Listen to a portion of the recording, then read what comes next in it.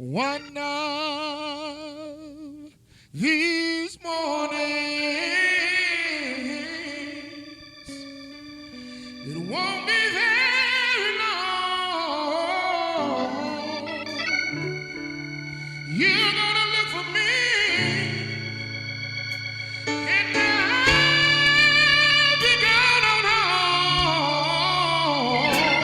Yeah, I'm going to a place where I have nothing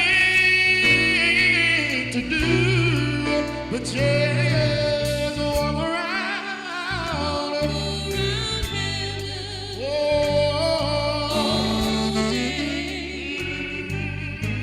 I said one more time. Said one of these mornings,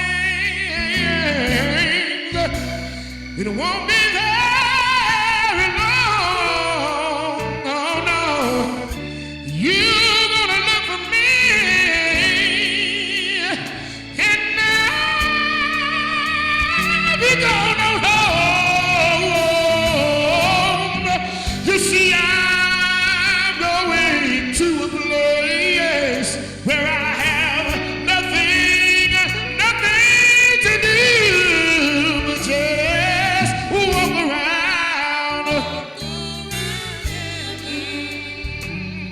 all day. You see, when I get to heaven, I'm gonna jump and shout. Yeah. There'll be nobody there. There'll be able to put me out. You see, brother, see, he'll be waiting. Your daughter need her too. You join hands and walk around. Yeah.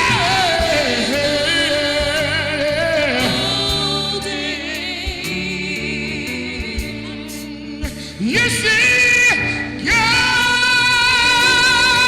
above, please hear me pray. I need you to be my guide. You know, and when my way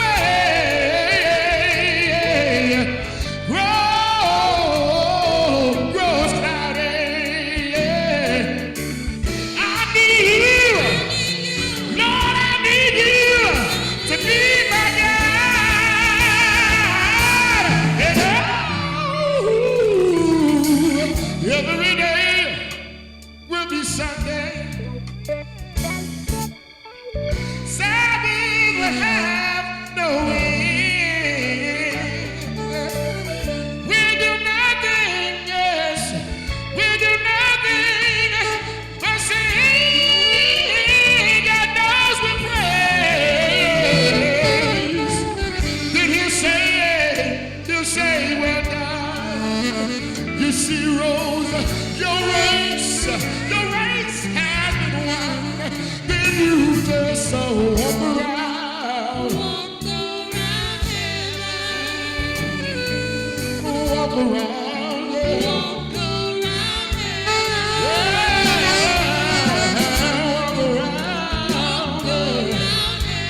When I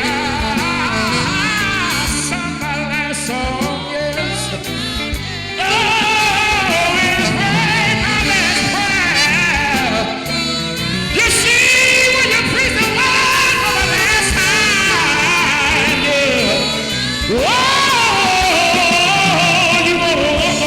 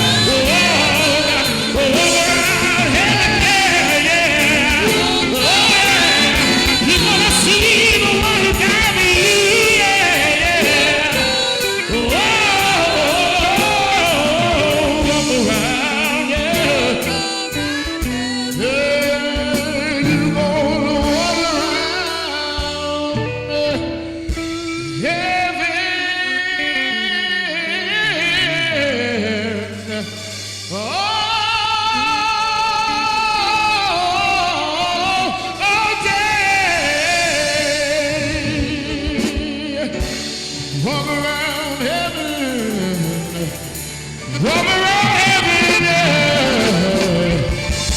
Walk around heaven. Oh yeah, yes. All day. Now I'm going to turn the service over to the hand of our pastor.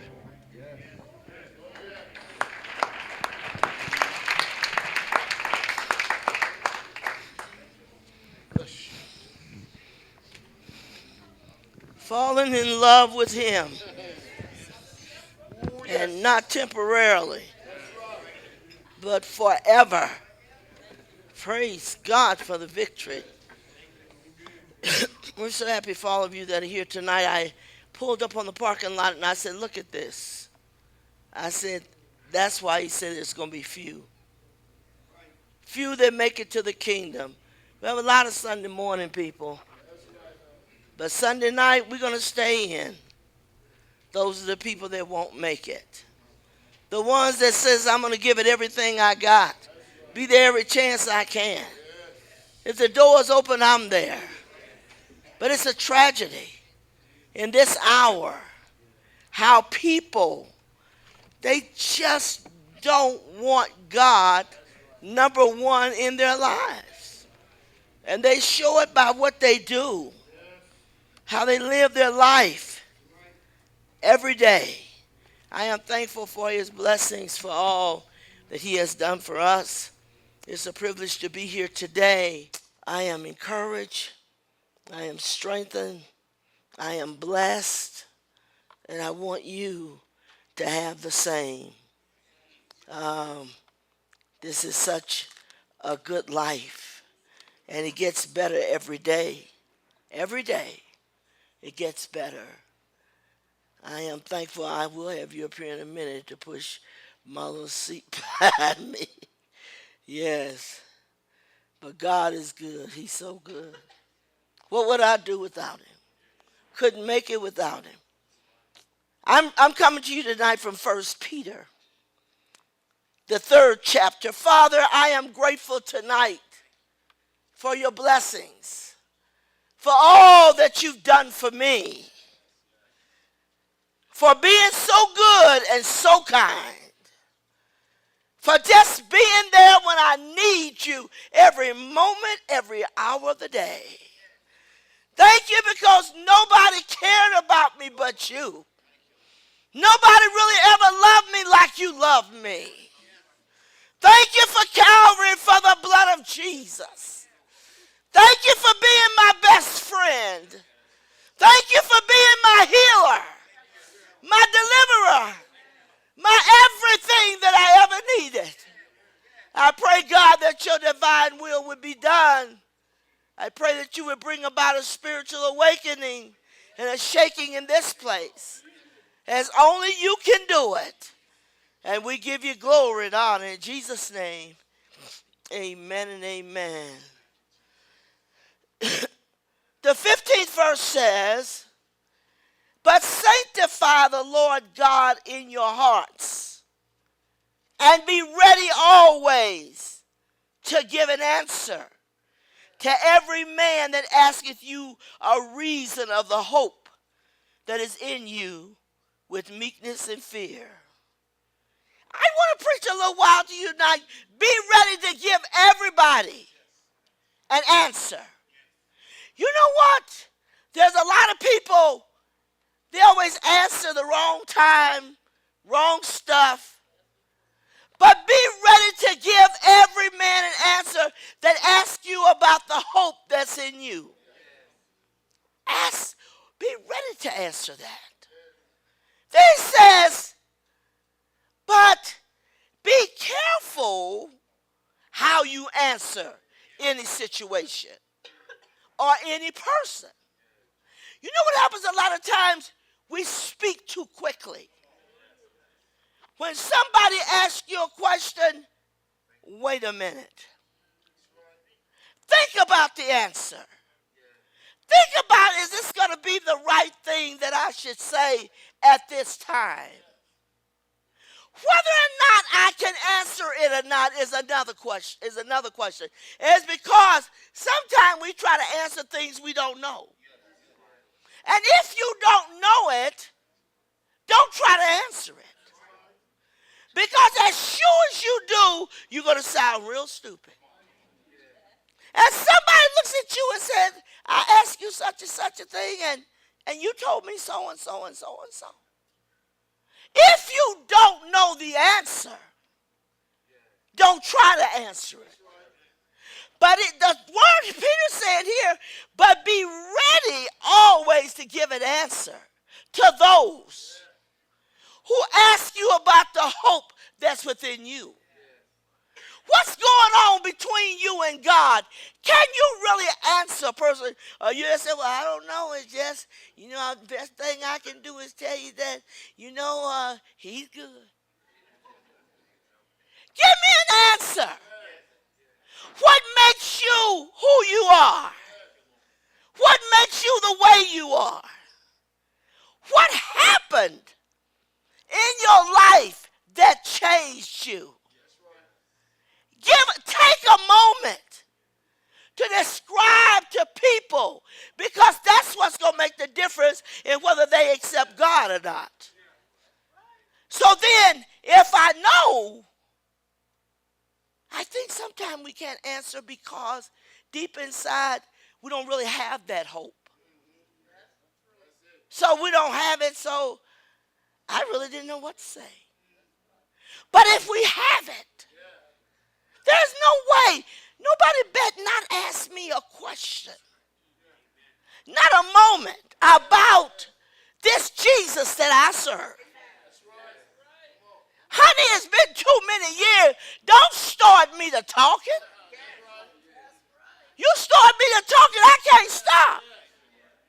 Because there's so many things that he has done, so many things that he continues to do. He's always there. You look at people and say, I don't know why I feel so lonely and by myself. I got to let you know, you don't have to be. Because he loves you and cares about you. Listen, Jesus knew how to answer the scribes and the Pharisees. He knew how to answer them. Because, he knew where they were coming from. See, everybody don't ask you a question really because they want to know something. But they'll ask you a question, try to entrap you. That's what they did with Jesus. They said, hey, what about this penny here? It's got Caesar's face on here. So how you going to answer that? And he said, whatever belongs to Caesar, give it to him. Whatever belongs to God, give it to God. That wasn't what they were looking for.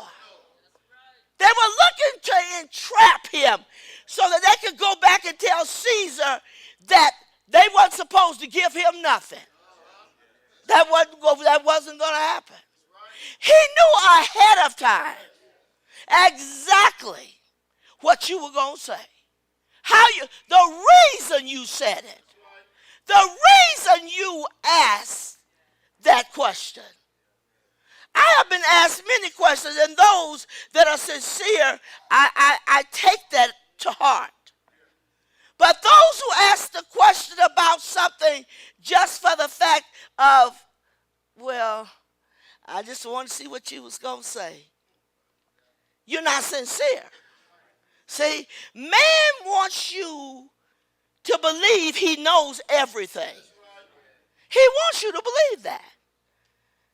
And he wants you to believe that he has the answer.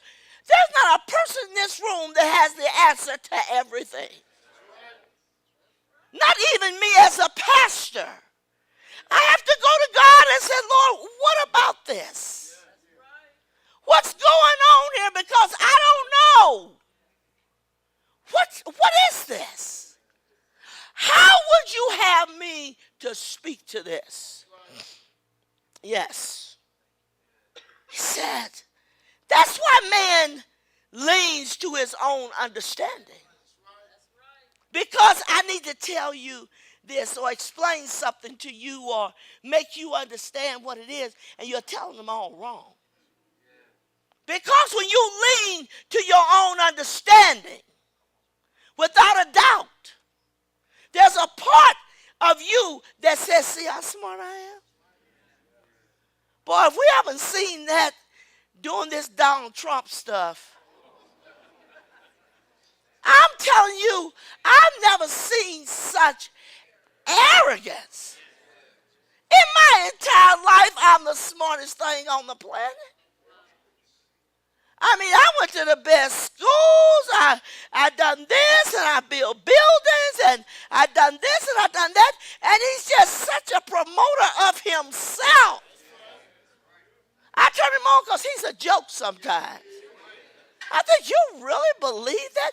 This man, I think he's shocking other Republicans and the people in this country simply because he'll say anything. And I think that's the thing that's got people, like, he said that? Because most of us think stuff, but we don't say it. But Trump might say anything. And he don't care. He talks about the Mexican people and runs them down and the government and everything else and go over there and meet with the president and he shakes hands with him. I thought, what is this? And there's the Republicans and people running around trying to figure out, why is people liking this man? Because he's left the politically correct place. See the things he say, you're not politically supposed to say that. He talks about anybody. He don't care who it is. He'll just run you down, talk about you. And he came out one time and said, everybody's running around here talking about Angelina Jolie. Jolie is such a beautiful woman. That woman is not beautiful. He said, where did they get that from? Now, the average person might think that, but they won't say it. But he says it. What makes people listen in this hour is because you might say anything. Whereas there's other people who will sit there and think about it and then go tell somebody else, you know what I was thinking? Why didn't you say it? I'm not a Donald Trump, not by a long shot, but I might say anything. And I don't hold back. Here it is. It may not necessarily, I think some people are in a position, if they say it, they don't know how to put it. And Sarah said they don't know how to put it. And so, but if you know how to put things in a certain way, you can say anything. But you don't want to do it in a way that is just, oh my God, how in the world did he say that and what was he thinking? Because it's how you answer it. How you answer it. So you will have the answer to every question if you are directed by God. For sure, you'll be able to answer it. Sometimes people come to me and ask me questions, and immediately I said, you shouldn't do that. I don't even have to have a prayer meeting about it. It's just you shouldn't do that. Now, don't answer every man, because the scripture says if you answer a fool according to his folly, you'll be a fool just like him. Some things are not to be answered. Some things, don't worry about speaking to it. Just let it go. But the problem with the people as a whole, they don't answer nothing. Answer this thing. Speak to a situation. If you see wrong happening, speak to it. If you think a situation should change and go another direction, speak to it. Don't just sit back. I was thinking about, what's her name that sit there by Daisy? Tico. She said something to me the other day that stayed with me, and I thought, I'm going to have to ask you about that. And what she said was, well, in the month of July, I try to go to church every chance I get because after that, I am busy working nonstop. And I'm still sitting there thinking, you give it every chance you get in July. No, I'm going to make a phone call to you. And say, is that what you said? Oh, maybe I misunderstood. But is that what you said? So I'm just going to, I'm busy doing my thing. And yet you said that the Lord said if you leave him again, he'll never accept you back. What? Is something wrong with that picture? Yes. So I'm listening to that and I think, I've got to speak to it. And believe me, I am going to speak to it. How is it that God's got July and there's 11 other months of the year? And I'm teaching over here and I'm teaching over there and I go over here. I do that on weekend. I have to do my scoring and all this. I'm thinking, you do nothing. Nothing. Where God is not a part of it. I got to lay the pencil down and go to church. If she was here tonight, I would tell her. You say, you sure would. You can't do that. You got to understand that God has his time. You have your time. But it comes a time, lay it down. Because this is God's time. That's why people don't pray. That's why they don't seek God. Because their life is so full of everything else but him. And I don't have time to really think about those things that pertain to him. You got to answer to God for the fact that you made him second. You got to answer to God that he wasn't at the top of your list. Come on. So I think about that and I think that's why a lot of people here don't pray. They put too much time into work. They put a lot of time into work, and that's okay. But not God's time. I run into a lot of people like that who is constantly busy with many things. But they're not busy for God. I looked the other day and Ron's son sitting back here, I thought, you're going to come to a bad end. Because he's listening, he hears truth. But he still wants to be a cool daddy. That ain't going to work, son. He had his shades on. I talked about you before. Now he had his shades on, coming across the parking lot, looking like I'm all of that and everything that's female wants me. That's the look, that's confidence. I'm thinking, boy, the devil will kill you. He'll run up on you like a bulldozer and cut you up in pieces. See, it ain't never dawned on them yet that the devil is a killer. He's a robber. You don't have time to try to be cute. The devil loves people that get distracted with cuteness. I'm cute and I know it. Look again, come over my house, look in my mirror. It won't tell you that. But stop for a minute and say, you know what? I hear the word, but I'm not doing nothing with it. Here's Anthony sitting over here, born and raised in this church. And I kind of think that they don't believe there really is a hell.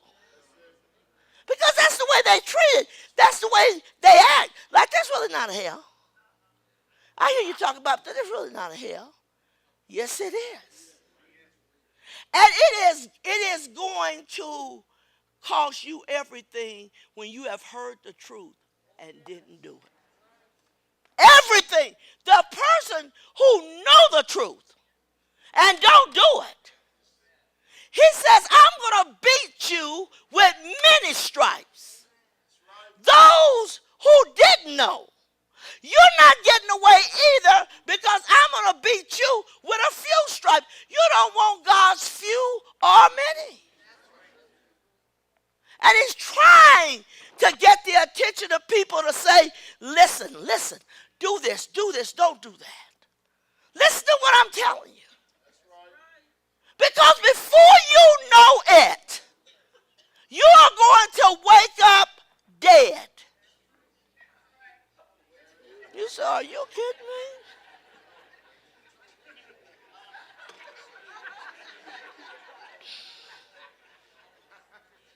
They don't stop to think, not for a minute, that this is going to cost me. At some point, it's going to cost you. At some point, you're going to answer. At some point, you got to stand before an almighty God and give an account for the truth that you was given that you refused to follow. See, he don't have a clue what the real world is. His daddy was saying this morning where he comes from. Were you 49, Ron? 49 years old? They don't live that long. Most people, that's like living to 75. From where you come from where I come from. People don't know. Not when you come from the hood. Not when you come from the ghetto. Hey, if you live it today and go to bed tonight, that's a miracle. Because it's everywhere. And he's listening. He's hearing his father, but he's not listening to his father. He's trying to say, boy, I've been where you trying to go. I know that. I'm trying to give you the answer to what will happen in your life if you don't turn it around. I'm trying to give you the answer that you're going to be on the wrong track and you're going to get killed. I was talking to Tom yesterday, the funeral director who used to hold all the funerals for us at this church.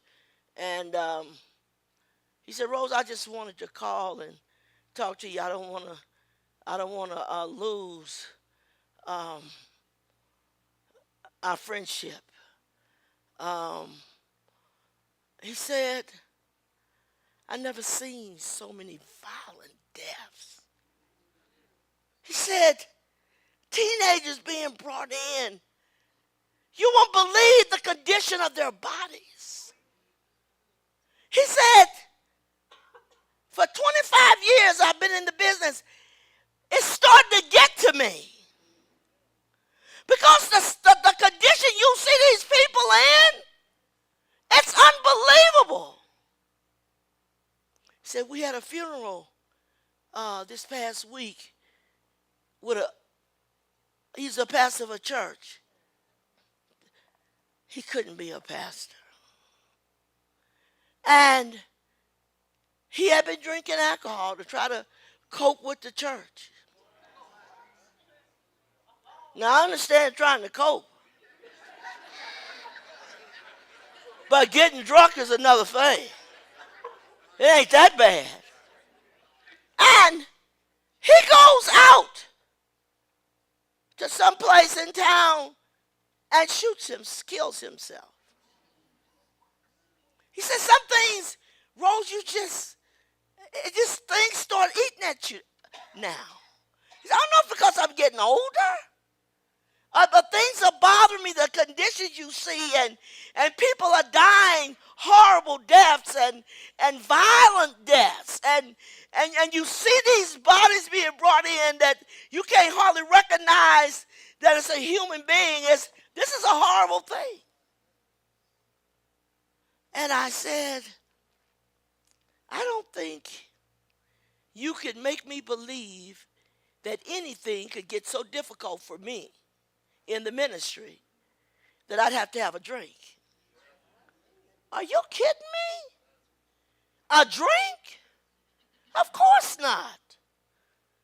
It's just so much on me. It's just so much. I just had to find me a little vodka, a Bloody Mary, and some stuff. I don't need no bloody crap.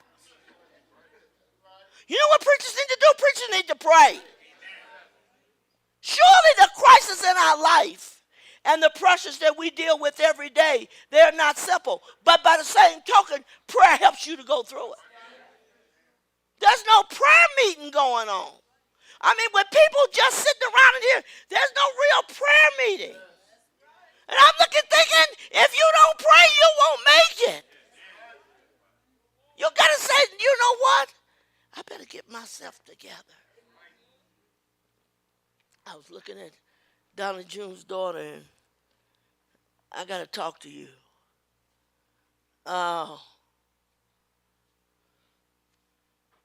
You have to pray to get through what you went through, or you'll have constant flashbacks. And the devil will say,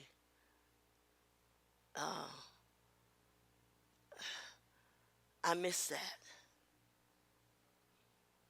Except I didn't miss love, because that wasn't love. I look and I say, God, help these people. If I do nothing else in this world, let me be sure I leave on record that if you don't pray, you won't stay. If you won't fast, you won't last. You'll be a devil, have you back and forth in one thing to another. You can't afford it. Time is shorter than you think.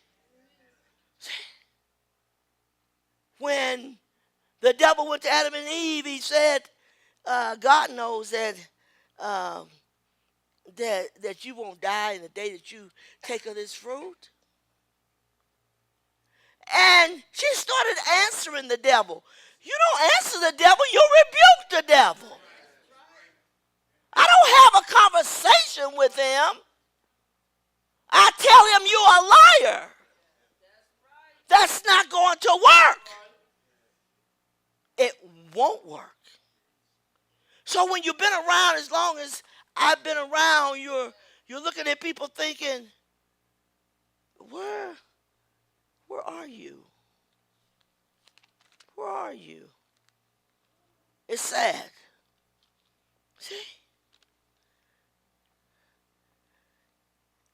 I hope and pray that when you hear a message here, that you'll take it on with you and never forget it.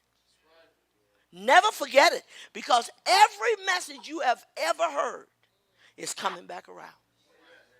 At some point in your life, when you make the biggest mess of your life, you're going to think, boy, why didn't I follow that message? Because the truth will be back. You can't hide it. You can't push it away. It is what it is. So I'm going to live my life that if God calls me in question today, I got an answer.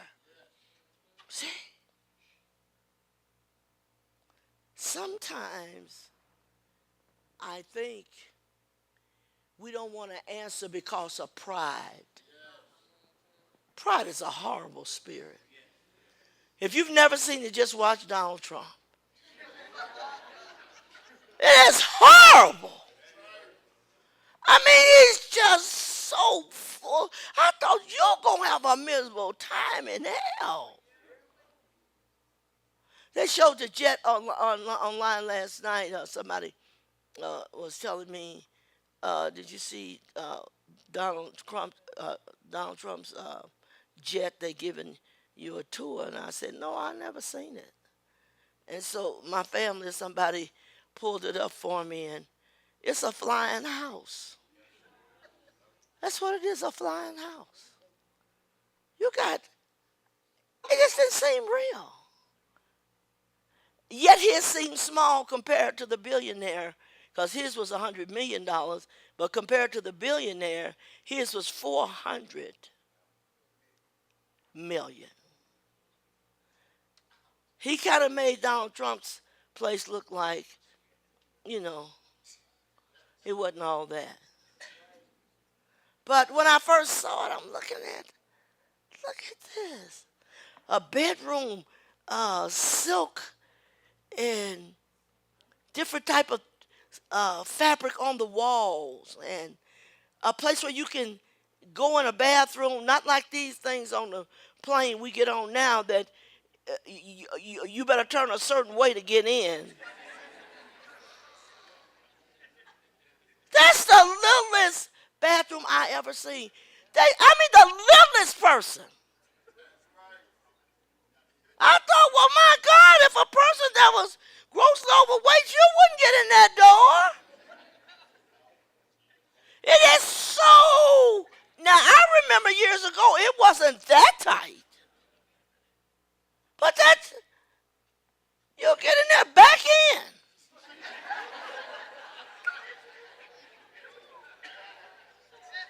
Because don't try to go in sideways like a normal bathroom and turn around back in. And know for sure that, and then you got a sink for me to wash my hand. Well, how am I supposed to wash them? It is unbelievable. I do anything I can to not ever use a bathroom on a plane. It's just so grossly small. Your shoulders are pushed in.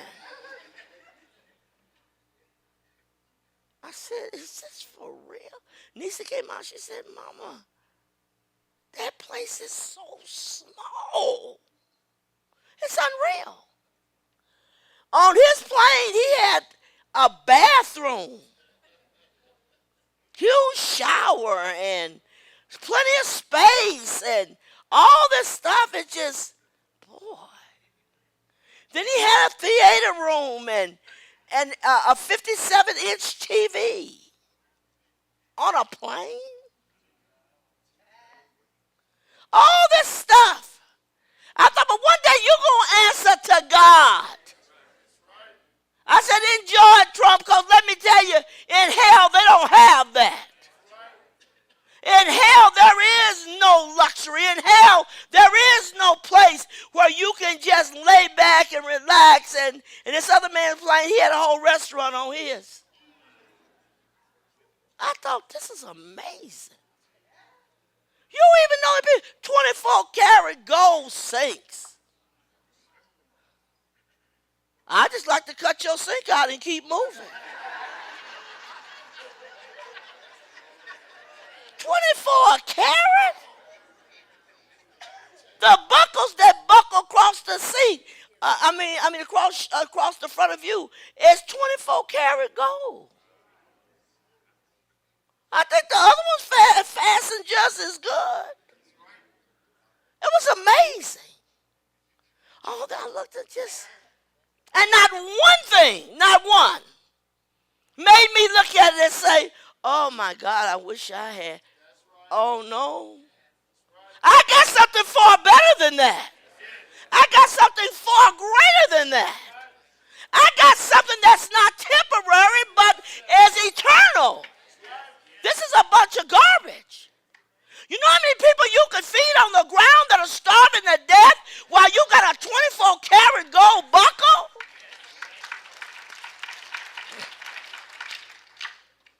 Listen. Job answered and said, I know it is so of a truth, but how should man be just with God? If he will contend with him, he cannot answer him. One of 1,000. He is wise in heart, mighty in strength.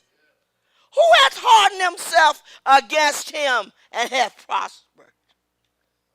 He said, which removeth the the mountains, and they know not, which overturneth them in his anger, which shaketh the earth out of her place, and the pillars thereof tremble, which commandeth the sun, and it riseth not, and sealeth up the stars, which alone spreadeth out the heavens, and treadeth upon the waves of the sea. Job said, who can answer him? Who can contend with God? You cannot. He's too big. He's too much. You just have to take what he's doing and say, Lord, I thank you. I can tell you now the things about God in this life, you're never going to fully understand any of them. Because how can you know him? He said, my thoughts are not your thoughts, my ways not your ways. And it's just my whole thing, my ways, my thoughts, everything is as far from the heaven, from the earth to heaven. I mean, you can't get to know everything about him. People will say, well, I just wish God would say something. He's not going to. He don't talk very much. But when he speaks, boy, he speaks. And people, he gets them in a way, once he moves, nobody can change it. Once he speaks to a thing, it is going to be. No matter whether you like it or not, whether you approve or not, you cannot change it. Job said, you can't answer him. Who is he that will plead with me? For now, if I hold my tongue, I shall give up the ghost. Only do not two things unto me, then will I not hide myself from thee. Withdraw thine hand far from me, and let not thy dread make me afraid. Job says, he's reproving his friends at this point. And he says, then call thou, and I will answer. Or let me speak, and you answer me. Nothing is worse than asking a person a question and they say, I just asked you a question. Could I get an answer? Don't think of how you're going to lie about it. Give me an answer. That's all you got to do. Just give me the answer. And when people have done wrong, this is what they say. Well, I really don't have a reason. There's always a reason why people do what they do. It's because of their own will, their own way. I'm going to do it like this because this is the way to do it. I mean, come on. There is a reason you do what you do. There is a reason why you keep falling in the same hole again and again. Don't say, I don't know why I keep falling. Look down. That's a hole. Don't step in it. Go around it. I tell Niecy sometimes she's forever moving around doing something and never looking down. I said, honey, learn to look down. Stumbling over stuff, falling over stuff. Look down. There's a foot out there called Mama's foot. Look down. See what it is. Oh, I'm sorry, excuse me. Look down. Then you can avoid that. Walking into a table leg, look down. The table is not just sitting there, there's something holding it up. Look down. But we rather not answer if I can get around it. Give ear, O Lord, unto my prayer. Attend to the voice of my supplications. In the day of my trouble, I will call upon thee, for thou wilt answer me. Among the gods there is none like unto thee, O Lord, and neither are there any works like unto thy works. So I will call upon you, you will answer me. Maybe not today. Don't be alarmed. Just because you ask God something today, don't mean he's going to answer today. Boy, do you learn that fast. I'm coming. Or he'll give you one word and say, could you go on? That's it. Could you finish that? No. Here it is. Lord, could you tell me such a thing? I may give you one word. But that one word, if you really listen to it and break it down, it is loaded. It's loaded. But now he's not going to be one that's going to keep on breaking things down, taking things over here and taking things. And let me explain this to you. You're not going to get that. God don't work that way. You say, how do you know? Because I read the word. How do you know? Because he did it to me. That's right. So if he asks me something, I must answer. I notice people, when they're asked something, some people take their time so they can say it right. Some people take their time so I can think of the line I need to tell to get out of this. One or the other. They might answer you straight, or they may think of which way can I answer this. Which way can I answer it? Listen. Because he hath set his love upon me, therefore will I deliver him. I will set him on high because he hath known my name. He knows you by name. He shall call upon me, and I will answer him. I will be with him in trouble. I will deliver him and honor him. With long life will I satisfy him and show him my salvation. But when I ask you something, you're going to answer me. You can't get around it. I ask you a question. I do that a lot with people. I ask you a question. They done told me something else. I said, I asked you a question. Well, such thing did I ask you a question.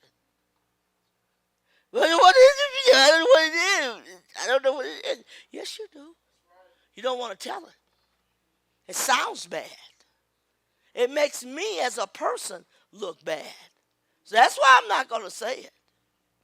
I'd rather not answer that. See? In the court of law, they got a thing called I will not answer because of the fact it's the Fifth Commandment that it might incriminate me. And that's the way a lot of people are. They won't answer because it might incriminate me. It might make me look like I don't want to look. And then will Sister Rose respect me after the fact? You don't have to worry about whether I respect you, worry about whether he does. Does he respect you? So, answer. What is said, if you've been given a question, a thing to do, is to answer the question. Hear my prayer, O Lord, David said. Give ear to my supplications. In thy faithfulness answer me, and in thy righteousness. And enter not into judgment with thy servant. For in thy sight shall no man living be justified. David said, hear my prayer, Lord. Give ear to my supplication. In thy faithfulness answer me. You're faithful. Please answer. Answer me. I was getting ready for church this morning and tonight, and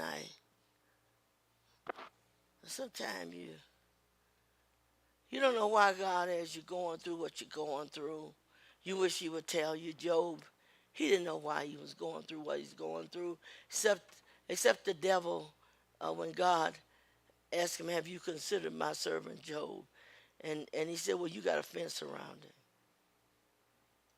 I didn't consider him because the way you got him fixed up, nobody can get to him. And God said, I tell you what, no matter what, I know Job. And he will never, never go back against me. He will never lie or do something wrong because he escheweth evil. So when God puts you on the chopping block, boy, will he put you on there. Understand.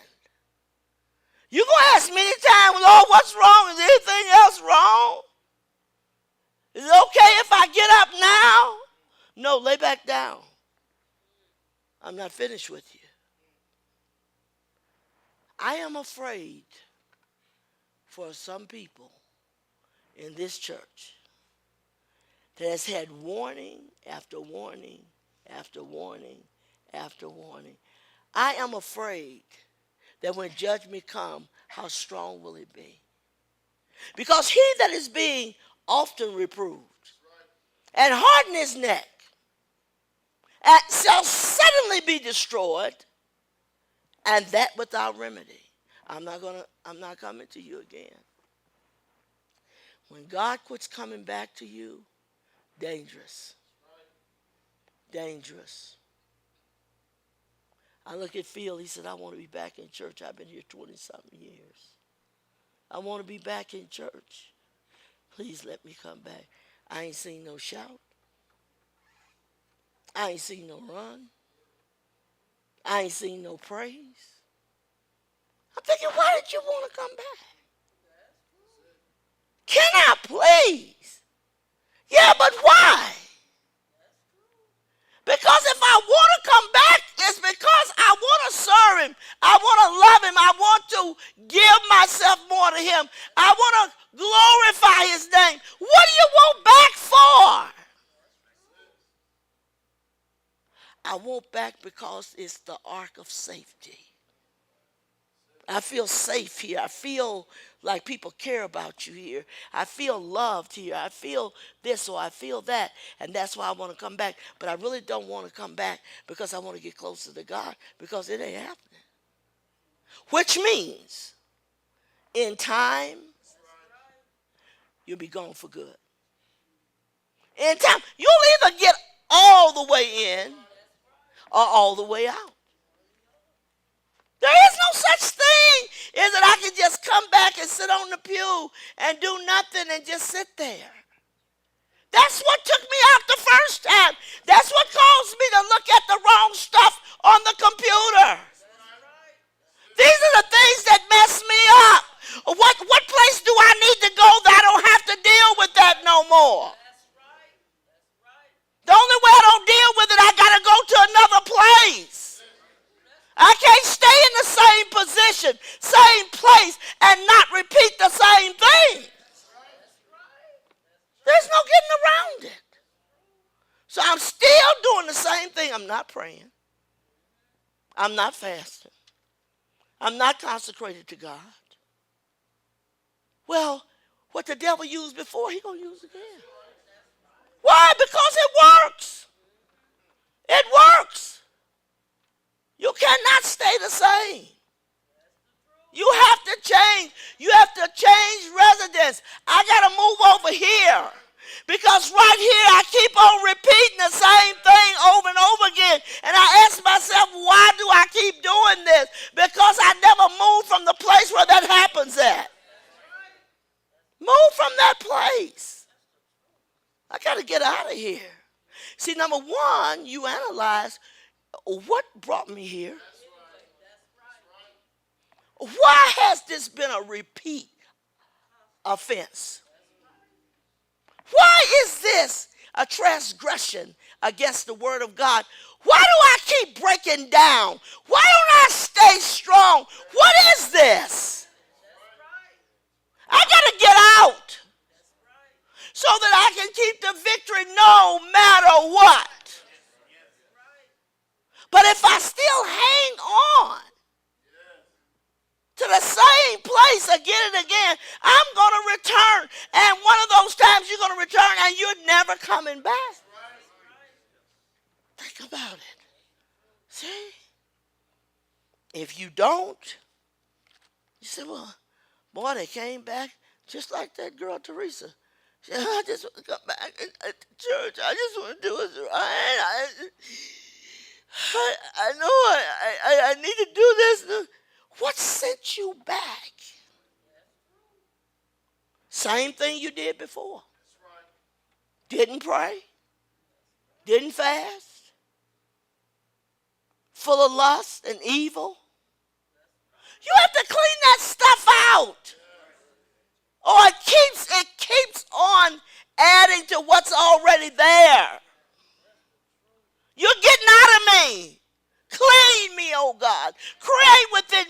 clean heart and a right spirit. I'm tired of the same thing. The flesh feeds off a certain spirit, and you're the one that's going to have to stop it. You're going to have to stop it. Every once in a while, I look at Edwin, and you'll sit there and you'll listen to the word, and you'll listen very intently. And I look up again, and your head's down behind the pew. Why's my head down? Because if I've got what I say I got, I don't go with a hung down head. People that's got a hung down head are unhappy people. Happy people don't look like this. No. They're looking up. Look up. You see him. Look around you. You see people. Look down. You see you. What do I do? That I can ensure that I'm going to be ready when Jesus comes back. I can ensure that. Because the place that he always took me, that I always messed up, was right here. You and the devil got y'all's own street name. That's where they go, down on Key Street. Every time.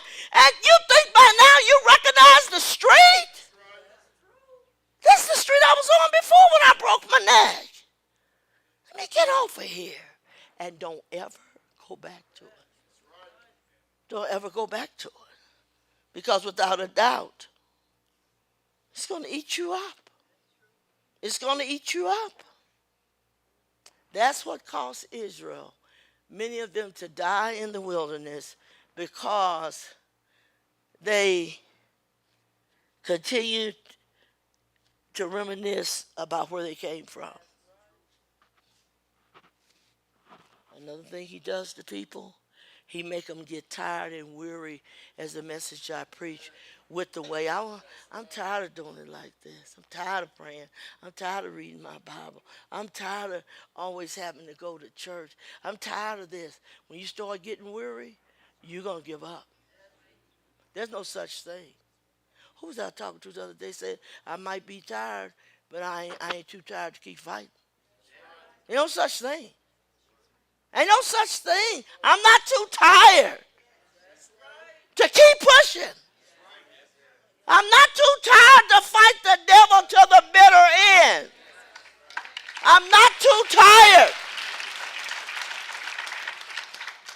God, help us today. Thus saith the Lord concerning the prophets that make my people err, that bite with their teeth and cry, peace. And he that putteth not into their mouths, they even prepare war against him. Therefore night shall be unto you, that ye shall not have a vision, and it shall be dark unto you, and ye shall not divine.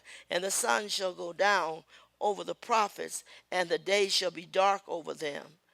Then shall the seers be ashamed, and the diviners confounded. Yea, they shall all cover their lips, for there is no answer of God. I don't know how to answer this. What then? When the choir sung his last anthem, the preachers prayed his last prayer, and the Bible is closed on the altar. What then? What will you answer him? What will you say? Can you say, Lord, I did it right? Paul said, I fought a good fight. I kept the faith. I finished my course. And now is there laid up for me a crown of righteousness, and not only to me, but to all those that love his appearing. All those that love his appearing. I done it good. He told Timothy, don't be swayed by people and what they think. Because we're coming in a time, perilous times. Men not going to want to hear the truth. I am positive that I'm going to get an answer. It's not going to be so nice. When I say, you going to hook yourself up with everything else? And July is God's month? Are you insane? Something is wrong with that. I have to do this because my job wants me to do it. Yeah. Yeah, but it has its place too. It has its place. So I got to stop for a minute and say, I got an answer. Sometimes why we don't get no answer from God because we never give him enough time to him. Spend some time. He'll answer. Not always the same. Not always at the same time. But he will answer. So, what do I want? If you answer me, I thank you. If you choose not to, I thank you. If I can't see the whole picture, I still thank you. When I'm worn and tired, the things of this life, I still say thanks. When it seems like, God, how much longer? Where does it end? Where does it stop? In spite of that, I am going to look up and say thank you. You can do anything. I told them before I came to church tonight, I said, Jeanette, she's going to get what she came for. Because she always comes with faith. I come with faith and keep waiting. Keep waiting. He's coming. He's coming. Wanda said to me the other day, Mama, he's coming. I said, I know it. I said, I'm going to ride your faith a while. I've romanced 50 years. Yeah, sure. He's coming. I just don't know when. And if you didn't,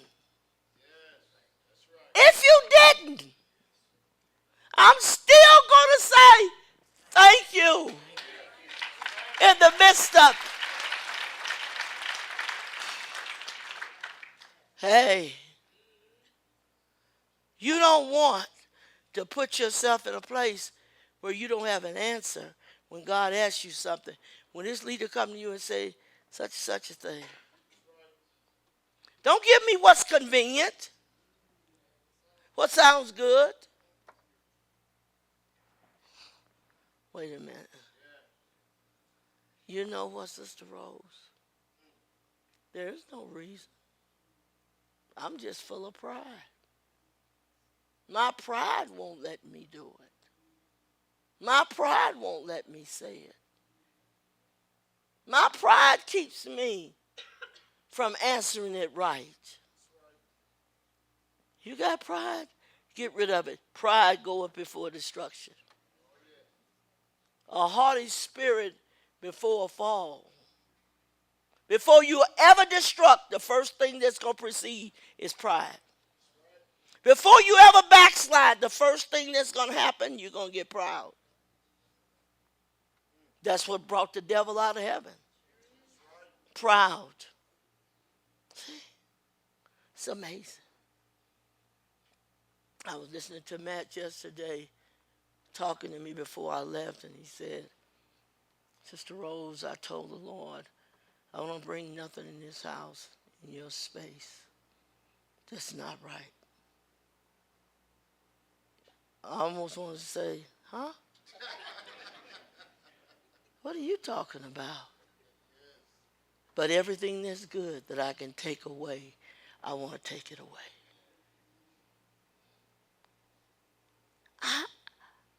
I seen this man sitting on the pew for years.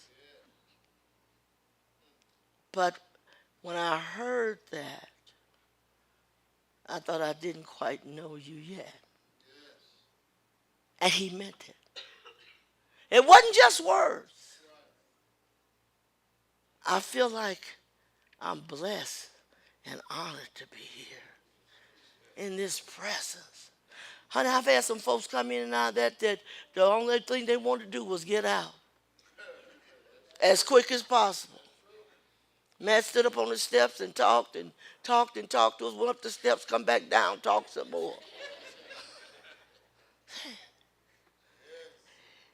It's so nice to be around somebody who respects this is me and God's place, and don't bring demons up in here, because I'm going to put you and your demons out.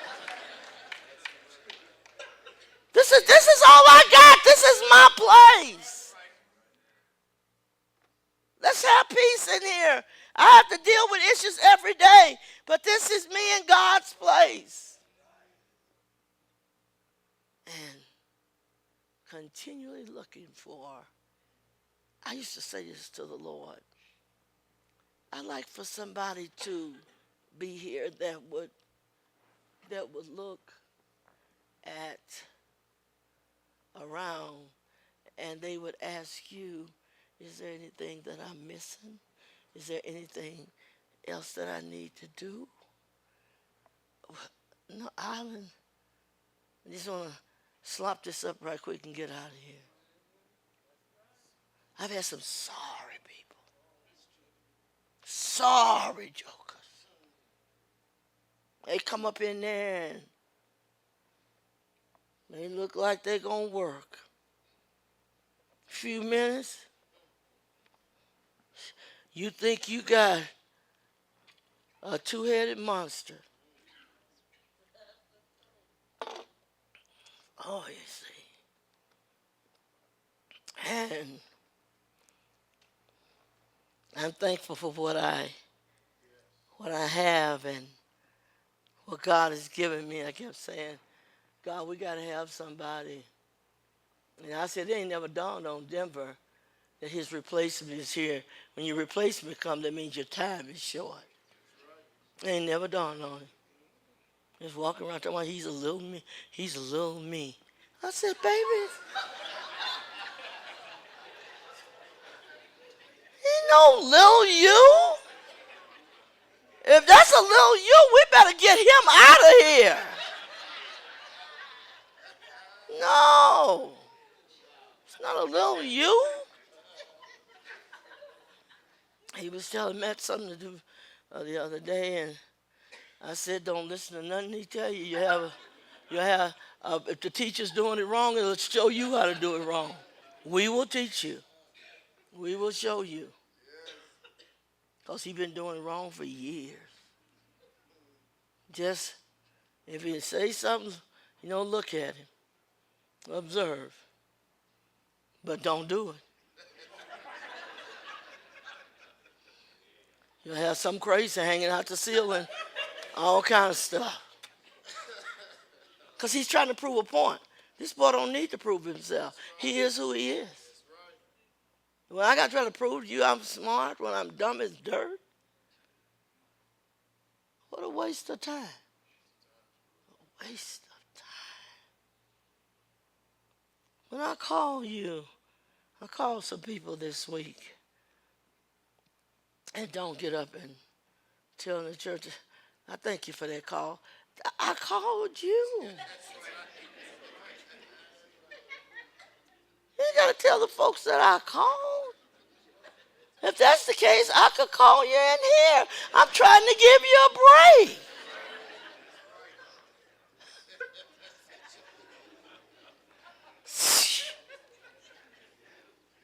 I appreciate the call, what you said to me. And then if I say, I'm so embarrassed. What? Be quiet.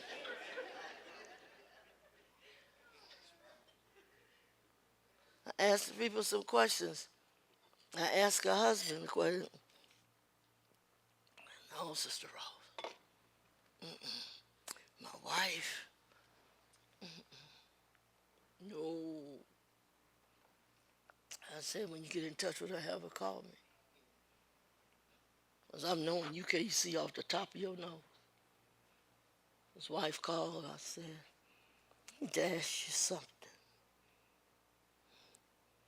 She said, Sister Rose, it still ain't together. It still ain't. Some things that I just need to move from this place. I said, that's right. That's right.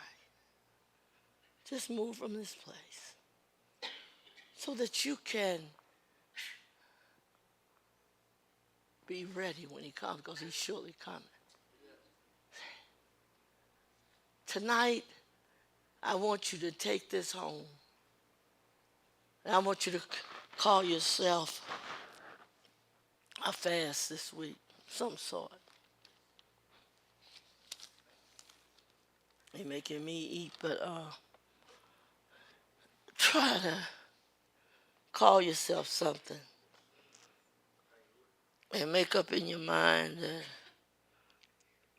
I'm going to make it whether Sister Rose is here or she's not. I'm going to have the good life or I'm not. I can't depend on her all the time. You never know when I'm going to go. I mean, I've been so sick these past days. I was telling the kids tonight when I was out on the power play, I said, you know what? Sometimes I feel like I'm leaving here any minute. I said, I've never been so tired in my life. Tired of this life. I said, Lord, just let me see my boys. Let me see my boys free, and then you could take me home. Oh, how beautiful heaven must be. Sweet home of the happy and free. Sweet haven of rest for the weary. How beautiful heaven must be. Think about it. Think about it. There's a lot going on. They tell me I'm going to live till I'm 120. The devil is a lie.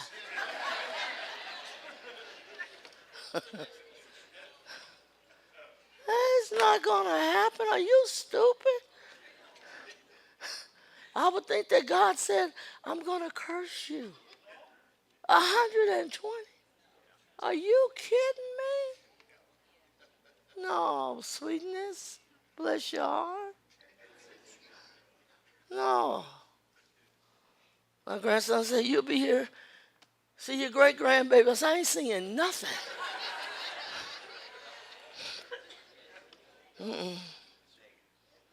I hope you take this. Use it for your good.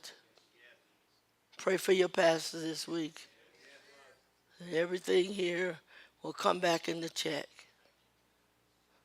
They say if I was in the hospital, what they would do is put IV in my arm, and it would immediately do it back. I said, then I'm not going to have it immediately done.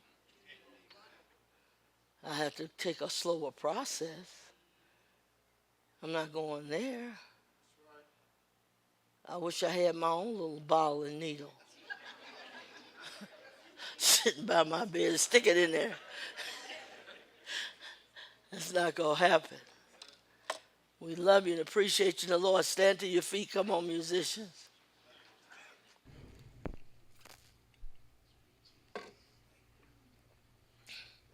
My little son-in-law here, he came over to the house and looked at me. Come here, baby. He came over to the house and looked at me, and he thought she always died. I said, what? I heard that before. And he stayed up all night. Prayed for me all night long. What they see behind closed doors, you don't see in the pulpit. So I didn't go to bed all night. So scared I'm going to leave you, ain't you? Love you, love you. Yes. I tell you, you ain't going nowhere. Some made you pray all night.